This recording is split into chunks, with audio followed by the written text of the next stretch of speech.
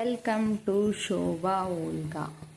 ನೋಡ್ರಿ, ನಾವು ಇವತ್ತು ಪುಂಡಿ ಪಲ್ಯ ರೊಟ್ಟಿ ಮಾಡ್ತಾಯಿದ್ದೀವಿ. ಹೆಸರು ನೀರಿಟ್ಟಿವಿ. ಈಗ ಪುಂಡಿ ಪಲ್ಯ ತೊಳೆದಿಟ್ಕೊಂಡಿವಿ. ಇದ್ರಾಗ ನಾವು ಬೇಳೆ ಹಾಕಬೇಕು. ನೋಡ್ರಿ, ಇದರಲ್ಲಿ ಬಿಸಿ ನೀರಿನಲ್ಲಿ ಕೊಬ್ಬರಿ ಬೇಳೆ ಹಾಕ್ಕೊಂಡಿವಿ ನೋಡ್ರಿ. ಆಮೇಲೆ ಪುಂಡಿ ಪಲ್ಯ ಹಾಕ್ಕೋಬೇಕ್ರಿ. ಸ್ವಲ್ಪ ಶೇಂಗಾ ಬೀಜ ಹಾಕ್ತಿದ್ದೀವಿ ನೋಡ್ರಿ.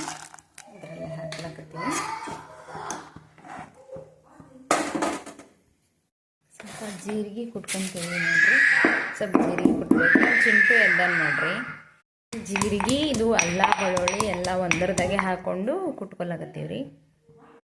ಆಮೇಲೆ ಅಲ್ಲ ಅಂತೀವಿ ನೋಡ್ರಿ. ಮೆಣಸಿನ್ಕಾಯಿ ಸ್ವಲ್ಪ ಉಪ್ಪು ಹಾಕ್ಕೊಂಡು ಕುಟ್ಕೋಬೇಕು ಪುಂಡಿ ಪಲ್ಯ.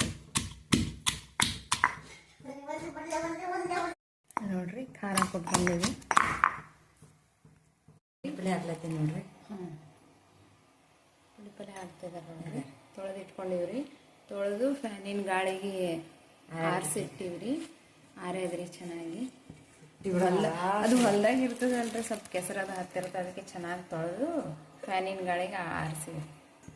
ಖಾರ ಹಾಕಿ ಬೆಳ್ಳುಳ್ಳಿ ಜೀರಿಗೆ ಎಲ್ಲ ಮತ್ತು ಇದಿಷ್ಟು ಹಾಕೊಂಡ್ಮೇಲೆ ಅಲ್ಲ ಬೆಳ್ಳುಳ್ಳಿ ಜೀರಿಗೆ ಕುಟ್ಕೊಂಡಿದ್ವಲ್ರಿ, ಅದು ಹಾಕ್ಬೇಕು. ಸ್ವಲ್ಪ ಒಳ್ಳಿನಲ್ಲಿ ಖಾರ ಕುಟ್ಕೊಂಡಿವಲ್ರಿ, ಅದನ್ನು ಹಾಕೋಬೇಕು ನೋಡಿ. ಸ್ವಲ್ಪ ಉಪ್ಪು ಹಾಕೊಂಡು ಕುಟ್ಕೊಂಡಿವಿ. ಭಾಳ ಖಾರ ಬರೀ ಖಾರ ಹಾಕ್ಲತ್ತೀನಿ ನೋಡ್ರಿ. ಸಾಕಲ್ಲ? ಇಲ್ಲ, ಉಪ್ಪು ಇದ್ರಾಗ ಜರ ಸುಮ್ಮ ಹಾಕಿ ಕೊಟ್ಟಿವಿ. ಎಲ್ಲ ಖಾರ ಆಯ್ತವ ತಿಂತೀನ್ರಿ. ಖಾರ ತಿಂತಾರೆ. ನಮ್ಮ ಚಿಂಟು ಖಾರ ತಿನ್ನಲ್ರಿ, ಅದಕ್ಕೆ ಸ್ವಲ್ಪ ಹಾಕ್ತೀವಿ.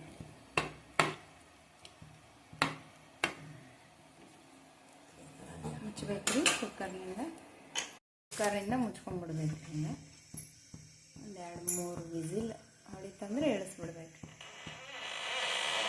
ಚಪಾತಿಗೆ ಗೋಧಿ ಹಿಟ್ಟು ನಾದ್ಕೊಳ್ಳೋಕತ್ತಾಗ ರೊಟ್ಟಿ ಎಲ್ಲ ಮಾಡ್ತಾರೆ. ಚಪಾತಿ ಉಣ್ಬೇಕು ಅನ್ನಿಸ್ತ್ರಿ, ಚಪಾತಿ ಮಾಡ್ಕೊಳ್ಳಕತ್ತೀವಿ. ಹಾಲು ಕಾಕತ್ತೀವಿ. ಗೋಧಿ ಹಿಟ್ಟು ನಾದ್ಕೊಂತೀವಿ.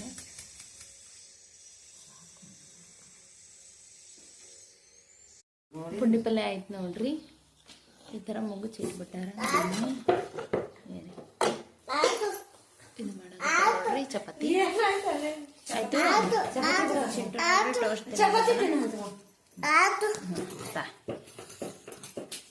ಅವನು ಎದ್ದು